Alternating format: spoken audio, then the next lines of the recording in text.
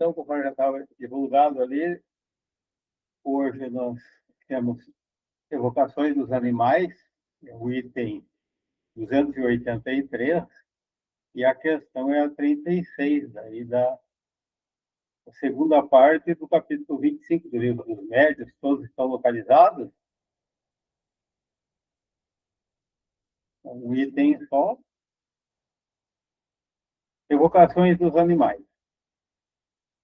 Pode-se evocar o espírito de um animal? Essa foi a questão. A resposta. Depois da morte do animal, o princípio inteligente que estava nele fica em estado latente. Logo é utilizado por certos espíritos encarregados desse cuidado, para animar novos seres nos quais continua a obra da sua elaboração.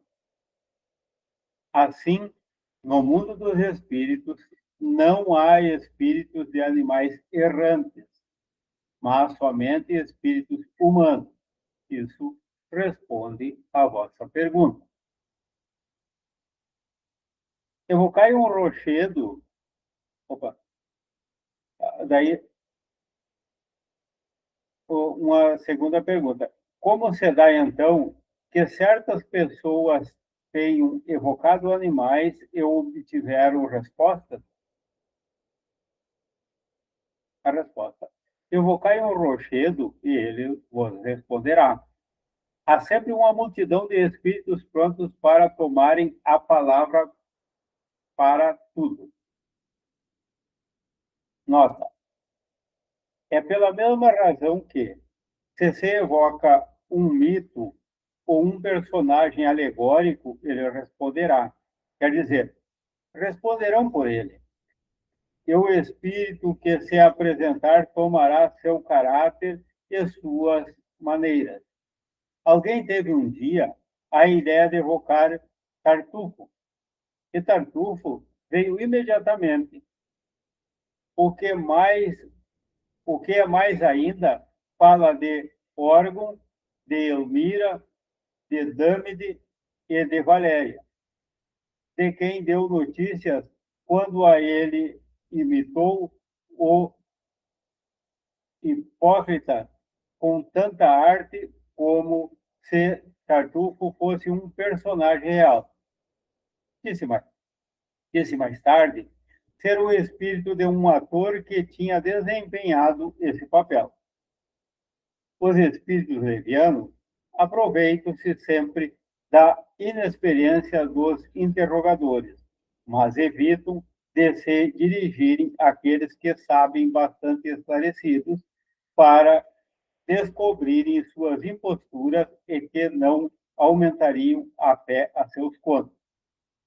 Ocorre o mesmo entre os homens. Um senhor tinha em seu jardim um ninho de pistacílogos pelos quais se interessava muito. Um dia o ninho desapareceu. Estando seguro de que ninguém da casa era culpado do delito, como ele próprio era médium, teve a ideia de evocar a mãe dos filhotes. Ela veio e lhe disse em bom francês: não acuse ninguém, que sossega quanto à sorte dos meus filhotes. Foi o gato que, saltando, derrubou o ninho. Tu o encontrarás sob a relva, assim como os filhotes que não foram comidos. Verificação feita, a coisa foi constatada exata. É preciso desconcluir que foi o pássaro que respondeu? Não, seguramente, mas simplesmente um espírito conhecedor da história.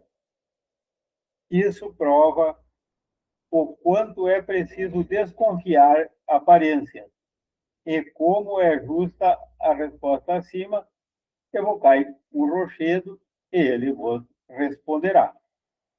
Ver mais acima no capítulo da mediunidade entre os animais, no número 234. Então, o que poderíamos observar desse trecho sobre as evocações dos animais?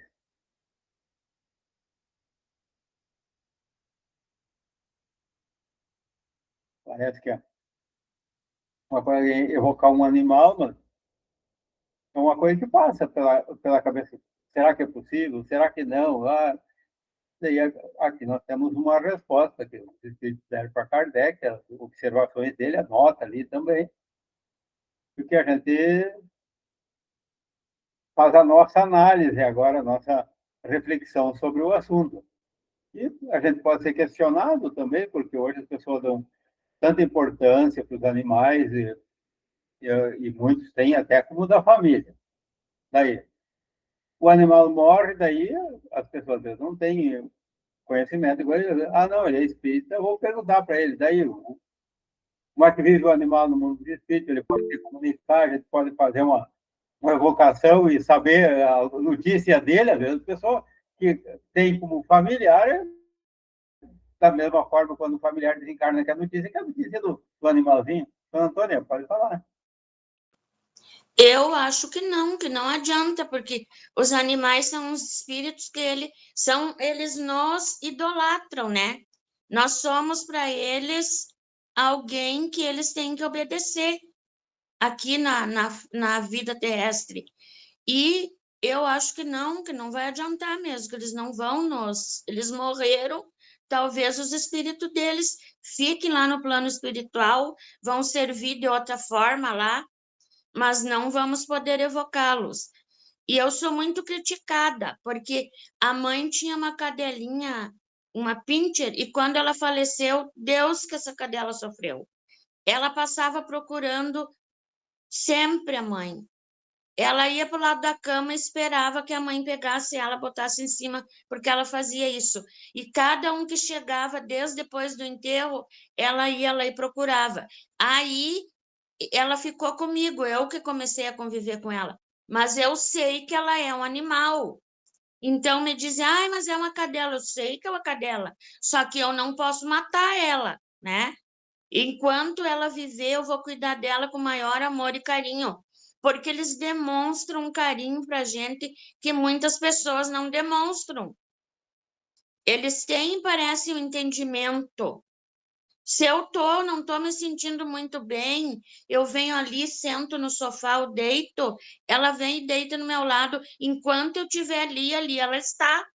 Mas eu sei que ela não tem essa capacidade de ser inteligente e de entender. Então, eu sei que ela vai desencarnar e, como um animal, eu vou proceder. Não vou fazer aquelas coisas como hoje tem até cremação para animais, sabe? E eu acho que eu não estou errada. Eu trato ela com todo amor e carinho, deixo ela dormir junto comigo, vir no sofá e tudo, mas sei que ela é um animal e trato ela também de acordo com ela é animal. Agora ela está deitada lá na toca dela dormindo, porque eu estou aqui estudando. E quando eu sei que ela vai morrer, eu vou ter que enterrar ela em algum lugar para não deixar exposto, como o nosso corpo também vai ser enterrado, mas não ter essa ilusão de que ela é um espírito inteligente, porque ela não é. Isso as pessoas tinham que, claro que as pessoas não estudam o espiritismo, mas tem muita coisa que é muito triste de ver o que fazem com os animais. Então eu tenho essa visão. Eu acho que a Antônia está completamente certa. Os animaizinhos são inteligentes. A gente tem uma aqui, a gente nota que ela é bem inteligente. Mas não tem como ser aqui, pelo que eu entendi, ser evocado o espírito do animal, porque ele não é um espírito errante. É só os humanos que podem ser evocados, mas o animal, por não ser um espírito errante, ele não pode ser evocado. Foi o que eu entendi aqui na leitura. Da leitura, quer dizer. Ali ele fala em princípio inteligente. O que nós entendemos por princípio inteligente? O animal tem um princípio inteligente.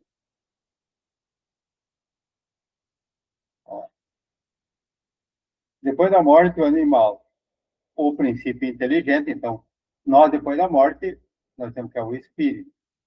Aqui diz que o animal falou em princípio inteligente, que estava nele fica em estado latente. O que é o estado latente? Ele não se manifesta, ele não funciona mais, não é?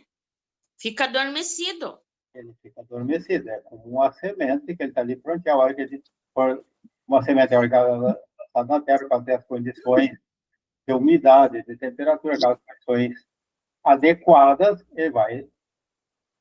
Então, assim como o animal, na hora que ele atingir outro corpo, vir para outro corpo, é uma reencarnação, vamos usar esse termo, e daí que ele vai ter as condições para ele se manifestar. Mas então, nesse período que ele está ali, pelo que você entende, ele não se manifestaria. Então, ele está. Então, e ele está sob os cuidados de espíritos encarregados, cuidados, então, justamente, encaminhamento para um novo corpo, aquela coisa ali, mas então, a comunicação dele seria. Então, de se esperar, não? Então, o que Enquanto ele está vivo com a gente, eu acho que ele desenvolve esse espírito inteligente dele. Também, muitas vezes, é pelo instinto, né?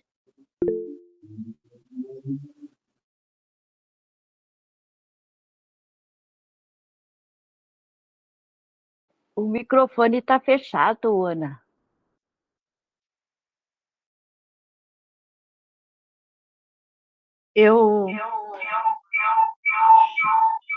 Só um pouquinho.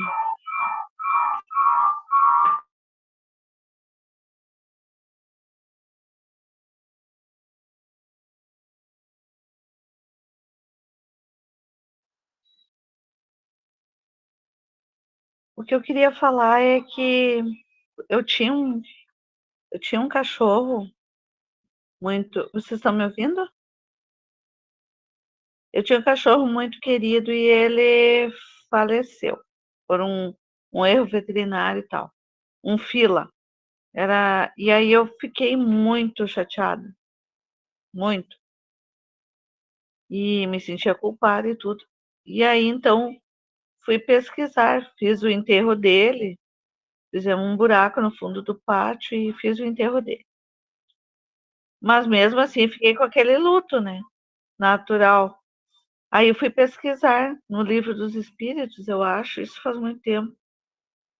E sobre o que acontecia com o espírito do animal, né?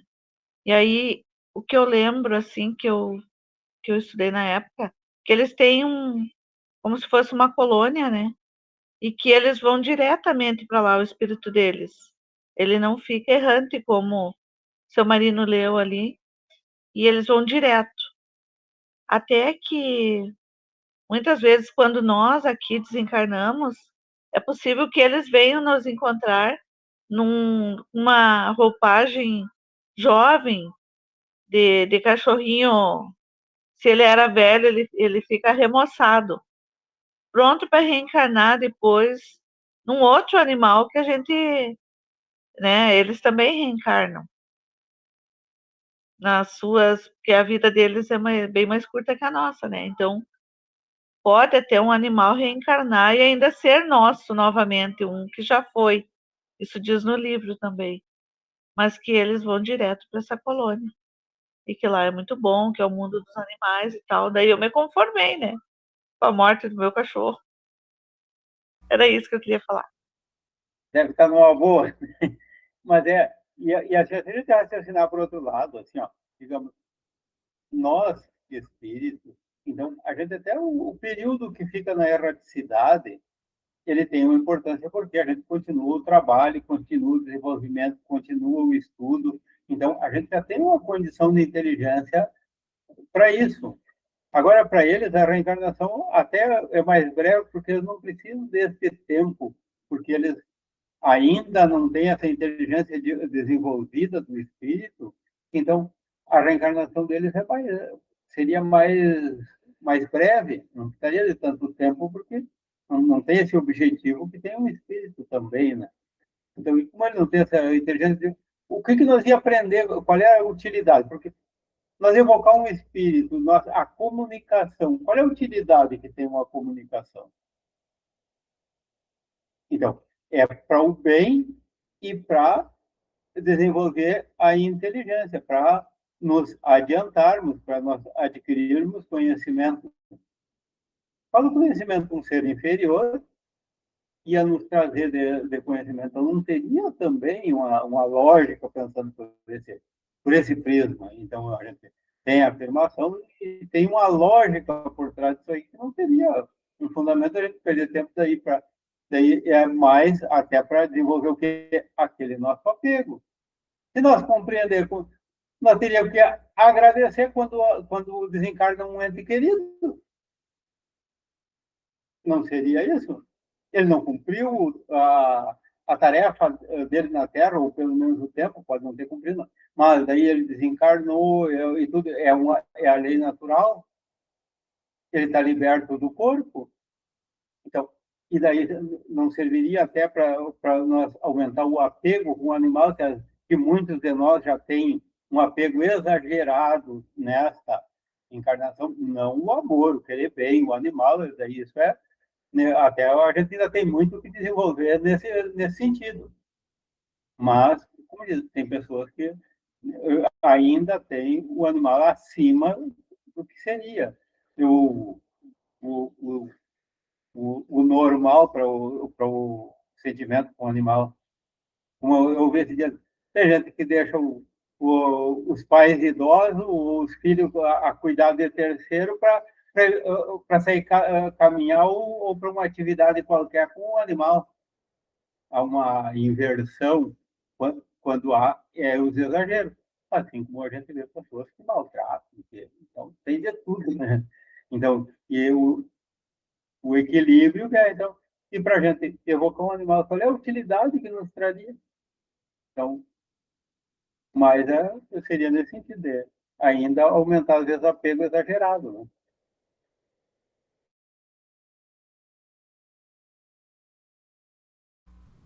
E ali também a história do Pintacilgo ali, né? Como é que o Kardec explica que se a gente evocar um animal que ele se comunica? Eles entenderam por isso.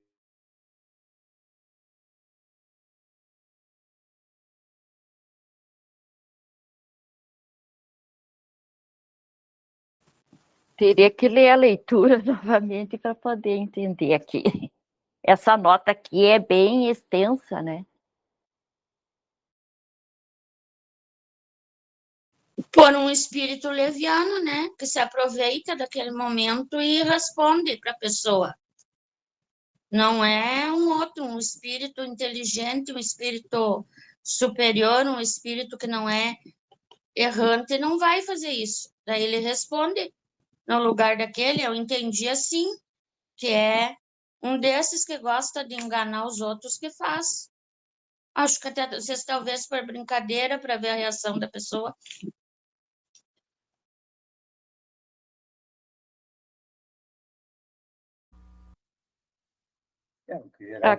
Aqui fala assim, um senhor tinha em seu jardim um ninho de pintacilgos, pelos quais se interessava muito. Certo dia desapareceu o ninho, tendo-se certificado de que ninguém da sua casa era culpado do delito, como fosse ele médium. Teve a ideia de evocar a mãe das avezinhas. Ela veio e lhe disse em muito bom francês: a ninguém acuses e tranquilize-te, quando a sorte de meus filhinhos foi o gato que, saltando, derrubou o ninho, encontrá-lo debaixo dos arbustos, assim como os passarinhos que não foram comidos. Aí já tá, aqui tem mais ainda. Aí eu entendi aqui que ela que quis saber sobre o pintacilgo esse, e aí foi dito que desapareceu, que tinha caído o ninho e que foi comido pelos gatos, né? Que foi uma comunicação aqui, eu acho, de um espírito. Eu não sei se alguém quer comentar. Aí eu acho que não foi um espírito leviano, né? Acho que foi um que veio para sossegar o senhor aquele, talvez. Eu acho que sim, porque aqui depois diz assim, ó, feita a verificação, reconheceu ele exato que lhe fora dito. Dever-se-á concluir ter sido o pássaro que respondeu? Certamente que não, mas apenas um espírito que conhecia a história. Isso prova quanto se deve desconfiar das aparências e quando é preciosa a resposta acima. Evoca um rochedo, ele te responderá. Veja-se atrás o capítulo da mediunidade dos animais, item 234. Então, aqui deu para entender que não, né? Que foi que quem respondeu foi alguém, um médium que já sabia sobre a história do passarinho, né? No caso aqui, foi o que eu entendi. E será que ele não deu uma subiadinha para acreditarem mesmo que era o quinta-sexto antes de falar que não, e depois de não, meus filhinhos?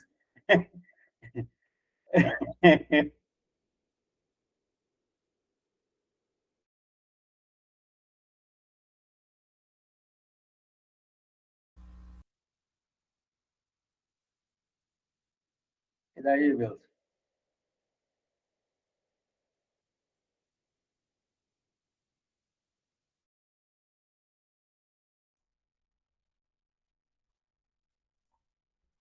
Eu estava analisando essa questão. Aqui o foco é a evocação dos animais. E já foi bastante comentado aqui a respeito destas questões. E você mesmo já falou, o animal não tem espírito, ele é um princípio inteligente. E nós estudamos em Espiritismo que existe um processo evolutivo quando Deus cria o princípio inteligente lá mesmo no átomo. E ele vai evoluindo. Ele passa depois pela composição dos minerais, nos vegetais. Alguém poderá dizer qual é o princípio inteligente nessa fase da evolução? A coesão da matéria. E depois na fase vegetal, a busca da luz para realizar a fotossíntese aqui na Terra. E mais adiante passa pelos animais até chegar no hominal, quando eles desenvolvem o pensamento contínuo e assume o livre-arbítrio, então adquire o status de espírito com E maiúsculo. Até então era espírito com E minúsculo, princípio inteligente. E na condição de princípio inteligente, ainda antes da fase de espírito, ele não tem exatamente consciência do seu eu, não tem muita memória que é arquivada com o passar do tempo, a não ser durante a fase em que ele está animando um corpo aqui na Terra, que ele tem aquela memória relacionada ao instinto, mas não a memória dos fatos que constituem uma personalidade. E morrendo o animal, esse princípio volta para o plano espiritual. E eu fui procurar na internet, tem muitas informações, mas não tem fundamento. Eis a questão. E Kardec alerta aqui, evocar um rochedo e o rochedo vai responder. A mesma coisa, nós perguntamos qualquer assunto para pessoas que não sabem, elas podem responder se elas forem afoitas e irresponsáveis. Podem estar certas, podem estar equivocadas. Tem que ter uma fundamentação, uma fonte de informação. Tem umas respostas que foram dadas ali condizentes com a doutrina espírita, mas as pessoas que falaram não referiram de onde tiraram as informações. Inclusive, um veterinário falou a respeito dessa questão. Aí eu me abstive de pegar as informações dele. Vamos ficar com o que diz Kardec. Porque ele fala que é uma coisa bem interessante. As pessoas podem dizer, mas como que não tem vida animal no plano espiritual? Porque na primeira leitura dá a impressão que o animal morre e os espíritos pegam o princípio inteligente e ele volta a animar um outro animal. Porque está escrito aqui, ó.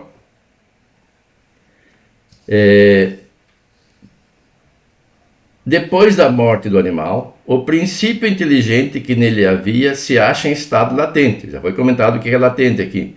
E é logo utilizado por certos espíritos incumbidos disso para animar novos seres, em os quais continua ele a obra da sua elaboração, da elaboração do princípio inteligente. Então não adianta eu evocar o meu gatinho lá, o meu cachorro, ou o passarinho, seja o que for. Para começar, ele não tem nem o domínio da linguagem, não teria como responder. E depois aqui ele fala que alguém teve a ideia de evocar Tartufo, e Tartufo veio logo. Quem foi Tartufo? Eu vou compartilhar com vocês o que eu encontrei na internet aqui. Vamos ver aqui, compartilhar tela. Onde é que está a compartilhação? Ah, está aqui. Nova guia. Aqui. Vamos ver o que diz aqui. Estão vendo aí? A comédia Tartufo, para começar, era uma comédia de Molière.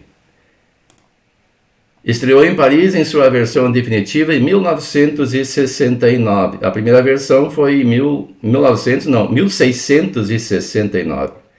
A primeira versão, 1664. Mas foi interditada.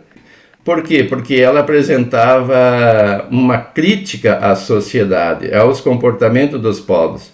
Na verdade, era uma espécie de comédia que criticava os costumes, a hipocrisia. Então não existia de fato Tartufo. Era só uma comédia, mas alguém teve a ideia de evocar esse espírito. Mas que espírito? Espírito de uma personagem criada? E o pior é que houve a manifestação e falou das outras personagens da história. E agora, como é que alguém pode acreditar numa fantasia dessa?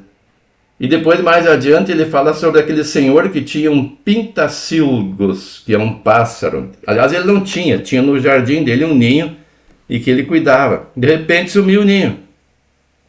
Ele verificou, não fora ninguém da família.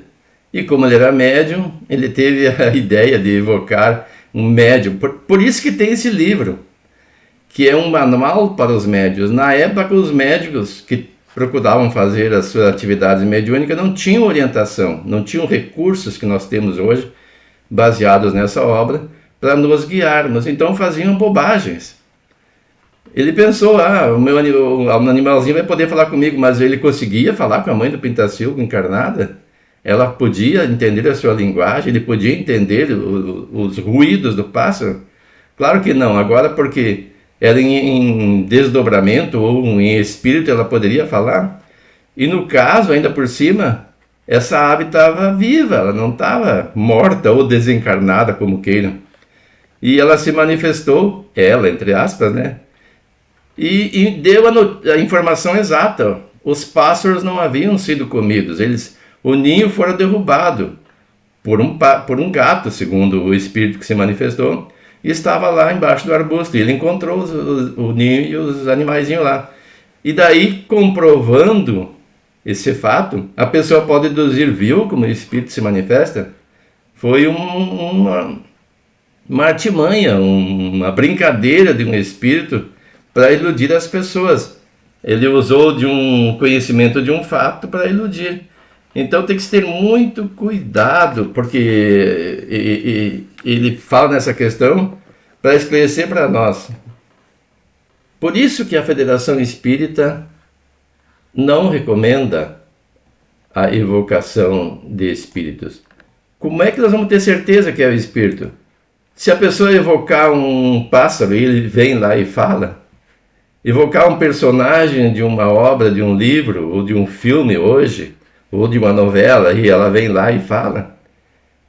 E imagine nós agora evocamos uma personagem conhecida. Como é que a gente vai ter certeza que é ela ou não? Então é muito difícil de fazer uma avaliação da identidade do comunicante. E se for uma hipótese dessa, que alguém aventure-se a evocar um animal, quem já está instruído sabe da impossibilidade que isso aconteça. A evocação pode ser feita, Mas a comunicação, a resposta do animal, é impossível por tudo que aqui já foi exposto e estudado.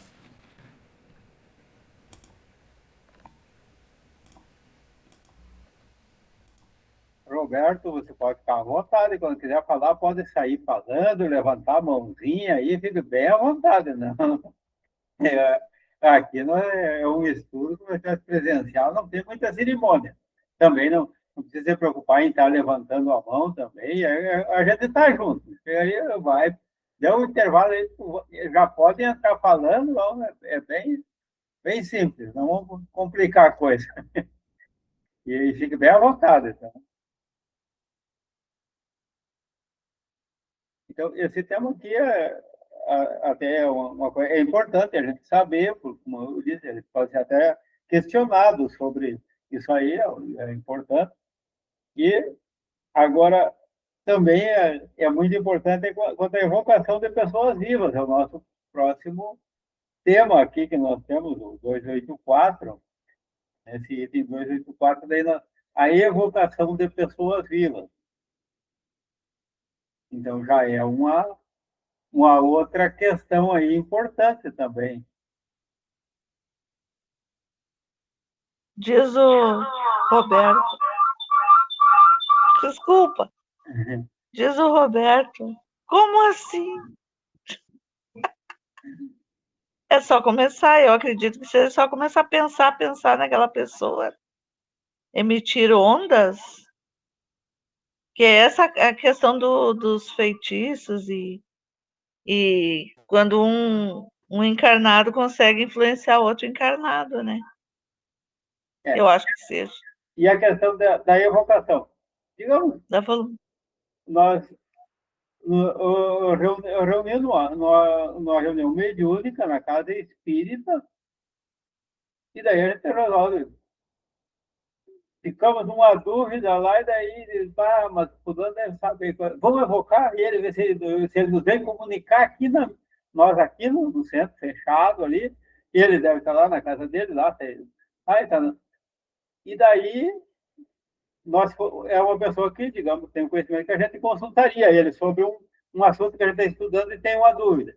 E a gente na reunião mediúnica, resolve, não, vamos evocar, ver se ele se comunica aqui. Evocar mesmo, para vir a comunicação através de um médium, e daí a alma, o espírito daquele encarnado chegar e dar uma comunicação como ocorre com a comunicação dos espíritos.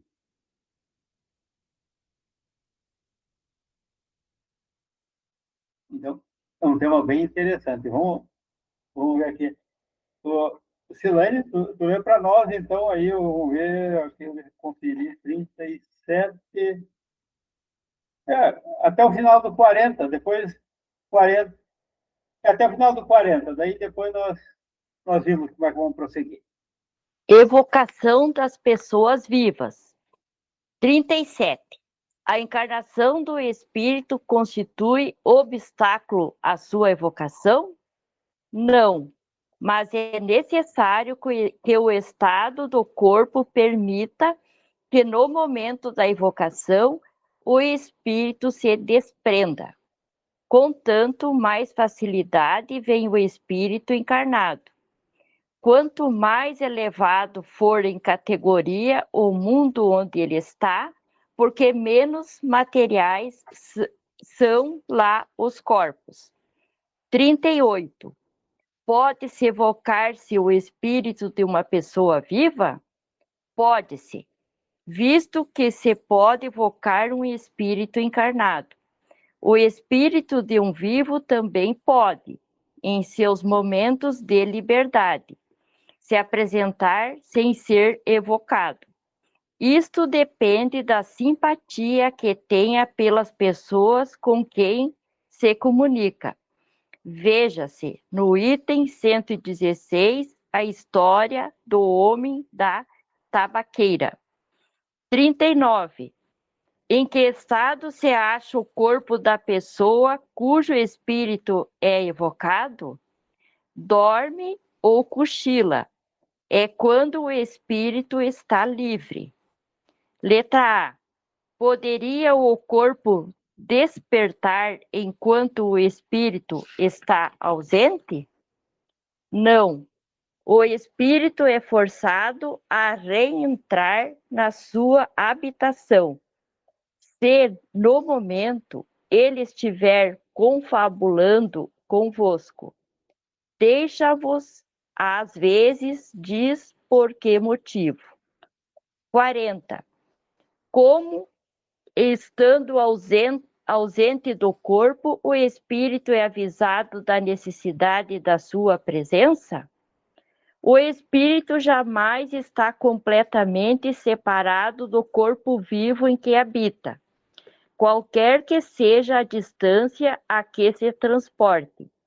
A ele se conserva ligado por um laço fluídico que serve para chamá-lo, quando se torne preciso.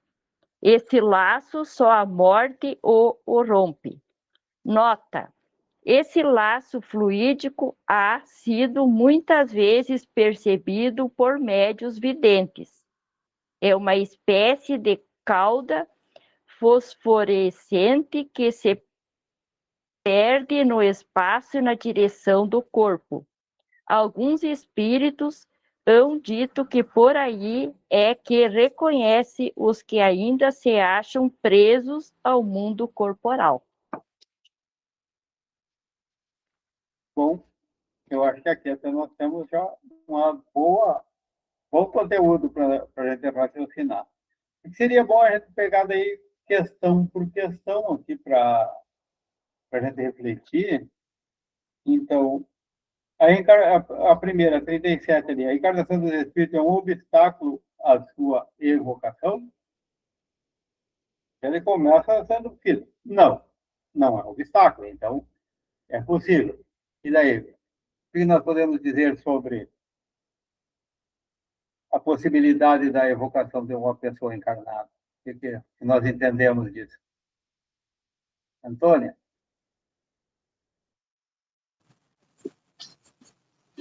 Depende da situação em que o corpo se encontra, né? Do estado do... Não, mas é preciso que o estado do corpo permita ao espírito desprender-se nesse momento. Eu acho que é mais fácil dele se desprender quando a pessoa está dormindo ou está semiconsciente. Daí é possível a pessoa viva se manifestar, fazer o desdobramento.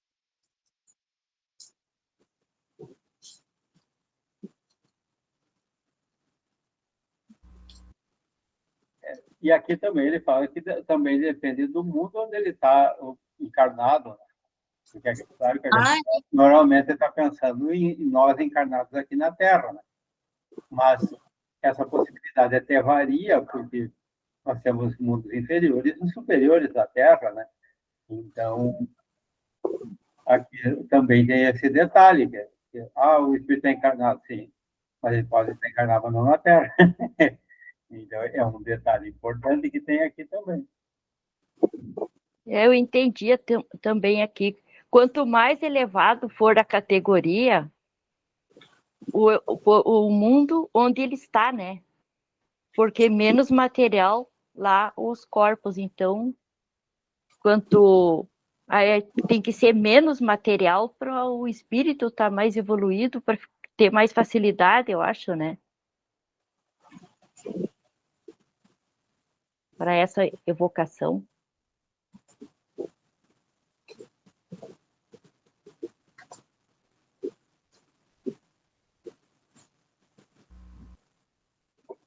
E na próxima aqui nós vamos também dar o espírito de uma pessoa viva, digamos, quando ele está encarnado aqui na Terra, como é que funcionaria?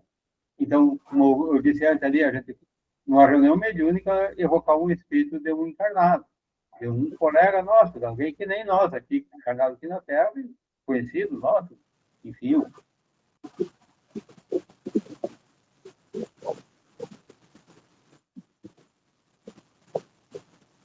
Como é que você tem esse estado de liberdade do espírito? Tá?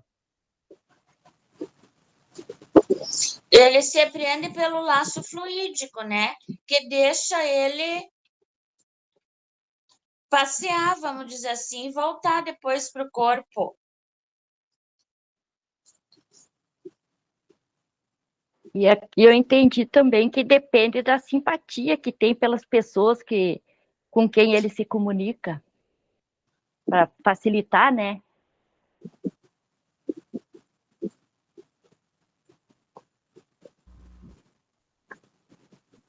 Aí eu pergunto, qual a necessidade de se evocar uma pessoa viva? Para quê? Porque,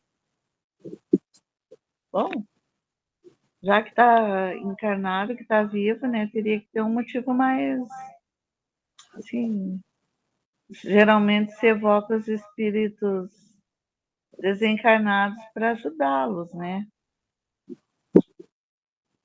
Por que se evocaria uma pessoa viva? Eu também pensei nisso aí, mas só que eu também, ao mesmo tempo, eu pensei assim, se ele está dormindo, desprendido do corpo, eu acho que aí é uma maneira de ajudar aquele espírito encarnado, que às vezes pode estar precisando também de ajuda, né? Acho eu, Sim. não sei o Se que tiver vocês dizem. Mas o seu Marino e o seu Wilson podem explicar melhor para nós. Que às vezes a pessoa está num determinado lugar e precisa comparecer lá no outro. Tem a história, né, de um médium, acho que é. E aí, então, faça isso pelo desdobramento que já aconteceu desse efeito. Que a pessoa está no determinado lugar, mas ela, pelo desdobramento, aparece lá no outro para responder perguntas necessárias. Eu não me lembro o nome da pessoa que foi. Já estudei uma partezinha dessa, que ela estava num determinado lugar e, por desdobramento, apareceu lá no outro para trabalhar com o público, responder isso. Não me lembro se o Divaldo não fez isso uma vez. Eu não sei bem, mas eu já estudei isso. E não me lembro qual é o nome do homem que fez isso, mas sei que tem um que fez, que pode fazer. A Isabel Salomão também já fez esse tipo de desdobramento para fazer cura, pelo que eu já ouvi falar também. Não. Dona Antônia deve ter falado do Eurípides Barçanufo. Ele até ocorreu várias vezes. Né? Acontecia, deve ser. Procurando, vocês vão achar coisas interessantes sobre isso. Né? É importante até. Eu baixei o meu. Então, assim, ó. Então, mas hoje, se nós temos orientação e tudo, já não tem aqui, nós estamos estudando uma obra, como o Wilson há pouco disse, que era lá no início, tal, e era uma orientação, é um guia e tudo. Hoje nós sabemos que a gente não faz evocações, muito menos encarnados. Hoje nós temos tanta facilidade de comunicação que até seria difícil a necessidade de a gente evocar um encarnado. Então, hoje, dificilmente quem não tem um meio de comunicação direta normal entre nós aqui, que para se comunicar sem ser mediunicamente. Mas aqui nos traz essa possibilidade, e o que, mesmo às vezes sem ser evocado, ou evocação indireta, às vezes um pensamento ou evocação, né, pode ocorrer. A gente, então, também aí está intrínseca a possibilidade da comunicação do encarnado. Então, é uma questão importante, e nós temos vários na literatura e história de pessoas encarnadas que se comunicaram. Assistindo agora desencarnada, eu assistia bastante, como é que é a dona sua mediunidade, Silene? Isabel Salomão. Não. A cara que tu assistiu bastante o curso dela. A Terezinha Oliveira. Terezinha Oliveira. Ela conta que um dia ela estava na casa espírita, que ela trabalhou sempre e tudo, e ela foi procurada por um senhor ela foi surpreendida, e daí ele chegou e começou a perguntar dados pessoais dela, se ela já tinha sido professora, se ela não sei o quê, e tudo aí. Daí ela perguntou por que a indagação. Daí ele disse não. Daí ele se identificou, daí ele já tinha se identificado, que ele era um centro espírita, assim e tudo, e começou a fazer as perguntas. E daí ela estranhou as perguntas e perguntou dele. Ele disse não, porque na semana anterior, na reunião mediúnica deles, ela teria se comunicado lá. E daí falado certas coisas, e daí ele veio conferir com ela, e realmente era coisa que ela falaria mesmo. Então, ela disse que ficou surpresa, que ela nem imaginava que ela poderia ter dado essa comunicação, porque ela estaria dormindo. Então, aqui nós vamos, na sequência, aqui nós temos mais explicação sobre isso, e dessas possibilidades, que também para a gente é importante saber, né? Como o Wilson ali, eu estou olhando o horário aqui também, para não deixar ele muito o tempo escasso ali, que ele é... Aqui o pessoal já está comentando, né? A questão da simpatia. Existe simpatia entre o evocado e o evocador? Isso já é que influi. Mas o tema em foco é a evocação de pessoas vivas. E o Marino até aventou a hipótese de uma evocação involuntária ou inconsciente. Porque às vezes a pessoa se preocupa tanto com outra que cria um pensamento vicioso. Está sempre lembrando, sempre pensando como é que está fulano, como é que está fulana, como é que está uma coisa, será que está sofrendo ou não. Isso é uma espécie de evocação. E aí a Antônia lembrou, eu já tinha lembrado também, da bicorporeidade. E o Marino lembrou aqui do Eurípides, né? Bem rapidinho, sem querer te atrapalhar muito, viu? Às vezes é tanto que chega a influenciar o outro de transformar numa obsessão de encarnado para encarnado. Pois é um assunto interessante, porque a gente sempre pensa a obsessão de espírito desencarnado para o encarnado. Mas existe o inverso e existe também obsessão entre espíritos desencarnados e entre encarnados, que é um processo desse, e é bem preocupante essa questão. Mas aqui trata da evocação, e nós podemos evocar, inclusive, como a Marina acabou de mencionar, gerando um processo obsessivo, criando em alguns casos até uma simbiose, uma interdependência. E alguém poderá dizer, mas a bicorporeidade é uma lenda, mas existe aqui em registros históricos. Eu não vou contar a história, só vou mencionar o nome, que vocês podem procurar na internet. Coloca lá fenômenos de bicorporeidade registrados na história. Nós temos a história do Padre Pio Pietrelcina. Até eu fiz uma palestra há pouco tempo a respeito disso, que mencionava bicorporeidade. Ele interviu na Segunda Guerra lá.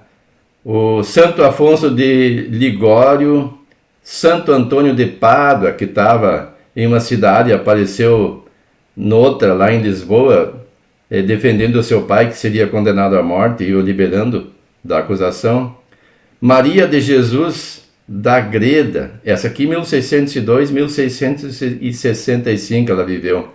E esse fato é interessante, porque ela aparecia no Novo México e educava os nativos. Quando os padres vieram lá, se admiraram de que os nativos já tinham conhecimento do cristianismo através de uma dama de azul, diziam eles. E era essa Maria de Jesus da Angreda, que por bicorporidade antecedera a atividade dos padres vindo lá nesse lugar no México, no Novo México, aliás, evangelizar os nativos. E tem Basílio também, relatado pelo historiador Tácito. Basílio foi visto em um templo em um momento em que se sabia com certeza, após verificação por cavaleiros, que ele estava doente a 80 milhas de distância. Então tem vários casos de bicorporidade. Não é um caso de evocação, mas isso prova que a pessoa, mesmo estando encarnada, pode, em desdobramento, se manifestar em outro lugar. Como também pode responder a uma evocação, desde que haja esta simpatia. Porque se ela não tiver simpatia nenhuma pela outra pessoa, a aversão, pelo contrário, ela não vai se manifestar respondendo a um questionamento. Ela pode até entrar num processo obsessivo, mas não patente, não vai dizer que é ela. E quanto à importância, a necessidade ou não de evocar pessoas encarnadas, isso seria um caso excepcional. Eu imaginava aqui, por exemplo, uma pessoa que desapareceu sem deixar vestígios. É uma das coisas que está bastante presente na atualidade, nas diversas faixas etárias, acontece muito com crianças, e nem vamos entrar no mérito da questão, que é uma coisa aqui que está vindo à tona agora, e a família jamais fica sabendo notícias. Então seria uma hipótese de fazer uma evocação de uma pessoa viva. Ou também foi mencionado aqui para ajudar um encarnado. Tem pessoas que estão subjugadas ou fascinadas, melhor dizendo, por uma ideia que não aceitam qualquer argumento contrário ao pensamento dela, até se afastam da pessoa, se a pessoa tentar fazê-la ver as coisas como elas de fato são. E nesse caso há uma possibilidade de fazer uma evocação. Em que horário? No horário que se possa imaginar que ela esteja em repouso, porque uma pessoa acordada, ela pode, nós vamos estudar adiante, ser induzida ao sono na evocação, mas ela pode resistir a essa indução. E inclusive Kardec menciona que a pessoa pode até concordar, por exemplo, eu posso dizer, não, vocês podem evocar a minha alma, que eu vou me manifestar, que eu vou dormir antes. Só que a ideia de precisar dormir pode dificultar o sono. Então é bem difícil evocar uma pessoa no seu horário de vigília. Mas no horário em que, pelo menos em tese, ela deva estar dormindo, isso é mais fácil. E nessas duas hipóteses que eu acabei de mencionar, até seria uma possibilidade de tentar ajudar a pessoa. Eu não tenho condições de dar uma informação se já aconteceu nessa primeira que eu mencionei, de localizar alguém desaparecido. Mas é uma hipótese que poderia ser testada. Uma hipótese não quer dizer que seja um fato, mas uma possibilidade. Então existem essas questões. Nós podemos sim evocar pessoas vivas. Aqui coloca as condições do planeta onde ela está encarnada. Ah, mas se é uma pessoa que eu conheço, ela não está no mundo espiritual e retornou na Terra? Não necessariamente.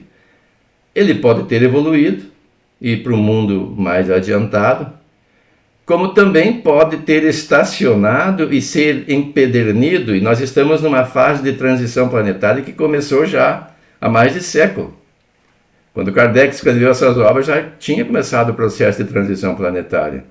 Não se dá para definir o momento exato, porque a gente não pode definir tal dia vai acontecer a transição. Ela vem acontecendo, vai acontecendo até que ela se completa, quando não nascem mais, não reencarnam mais na Terra espíritos que perturbam por vontade própria a harmonia social. Geralmente são líderes que conduzem massas e que têm uma revolta contra as ideias cristãs ou as morais que conduzem os povos e querem simplesmente fazer o mal pelo mal. São espíritos adormecidos consciencialmente. Nós nos iludimos pensando que aquele que está em erro desencarnou e vai para uma região de extremo sofrimento. Ele está tão adormecido que ele nem vai sentir, ele vai ficar entre os pares. Se retornar à Terra, vai continuar entre os pares fazendo as suas maldades. Se nós formos ler Asas da Liberdade, que eu sempre menciono, falava ontem com o Cirineu a respeito, Jerônimo Mendonça passou por experiências assim. Jerônimo Mendonça foi o nome que ele recebeu na última encarnação aqui na Terra. Foi quando ele se redimiu diante da própria consciência e das leis divinas. Mas ele teve muitas encarnações em que ele retornou e repetiu erros semelhantes, fez coisas terríveis, que se viessem a público hoje de alguém que fez, todo mundo condenaria a atitude. E equivocadamente até condenaria a pessoa, mas na verdade se deve condenar a atitude, porque todos somos filhos de Deus. Eu sempre reforço, somos projetos divinos e se existe uma fatalidade, é a perfeição relativa, só que cada um resolve quando vai avançar, tem o livre-arbítrio. Então em um momento a pessoa pode fraquejar, E pode continuar. Digamos que a personagem do Jerônimo Mendonça, que foi Cambises, que é focada no livro, e outras antecedentes e sucessoras que erraram tanto, tivesse passando por aquela experiência hoje, como a gente vê muitas personagens aqui citadas no meio de comunicação, e desencarnassem, para onde iriam? Iam voltar à Terra, até a oportunidade que Jerônimo Mendonça teve? A Terra já não está mais nessa fase de especificamente o mundo de provas e expiações. Está numa fase transitória. E para que a transição aconteça, aqueles que insistem em continuar no erro têm que ser afastados. Não é uma punição, é uma oportunidade de recomeço. Vão começar no mundo inferior. E reencarnando no mundo inferior, onde prosseguirão o seu processo de aprendizado com grande sofrimento, eles não estarão nas condições ideais para serem evocados. Então eu evoco, digamos, uma personagem lá, digamos, X de hoje, que desencarnou recentemente, para saber como ele está. Mas ele não está mais vinculado à Terra. Ele vai ter condições de se manifestar? Pode até um zombeteiro se manifestar conhecendo a sua história e dizer o que ele diria.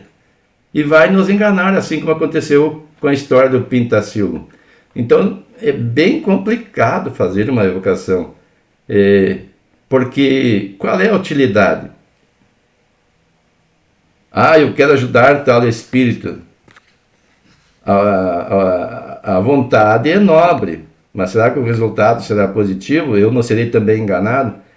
E é uma coisa assim até preocupante, porque a gente às vezes fica desmotivado a atuar nessa área. Mas é preciso, por isso, estudar esta obra para ter segurança. Como é que eu vou fazer? Tem certas manifestações que a gente vê, inclusive psicografadas e depois publicadas, eu analiso e tiro a seguinte conclusão. E isso eu sempre menciono, isso é improvável. As pessoas, como que é improvável? É uma obra mediúnica? Não, é improvável no sentido de não ser possível provar. Como é que você vai provar? Você vai desenvolver uma fé cega? Ontem o Cirineu falava na fé raciocinada. A fé raciocinada é embasada na razão. Você tem que ter um fundamento, tem que ter uma lógica, tem que ser provado. E se eu simplesmente acreditar no que está escrito porque é psicografada, eu vou ter uma fé cega. E Kardec diz que o Espiritismo advoga a fé raciocinada. Aquela fé que, mesmo diante das informações da ciência, nunca vai ser derrubada. E ainda diz, se a ciência provar que o Espiritismo está em erro, o Espiritismo acompanhará a ciência. Provar. Também não pode a ciência levantar teses para combater o que ela chama de tese e achar que a sua tese é mais verdadeira. É preciso uma prova. E nessa questão da evocação, da identidade dos espíritos, também, como é que eu vou ter certeza? Eu posso até fazer o papel, e a gente vê isso muito em manifestações mediúnicas, não é evocação, mas vem um espírito e se manifesta. Nos diz coisas que parecem absurdas e às vezes chocantes, mas analisando a gente vê que é muito comum que muitas pessoas se envolvam naqueles dramas. Então a gente usa uma argumentação que vai servir para ele, sendo ele ou não, e para quem está presente, encarnado ou desencarnados. E por esse motivo, conhecimento, acima de tudo, e cuidado se alguém entrar num grupo que faça evocação direta. Eu também acho que assim que a evocação para vivo, acho que não teria tanta necessidade. Eu faço que nem a Ana falou, eu achei que não tinha necessidade. A regra geral não, mas tudo tem a exceção. O Jesus observou bem ali situações que até teria possibilidade, mas isso fica para nosso raciocínio, daí para a gente pensar no assunto, e nós vamos continuar nesse item aí, porque não terminamos, então vai continuar domingo que vem.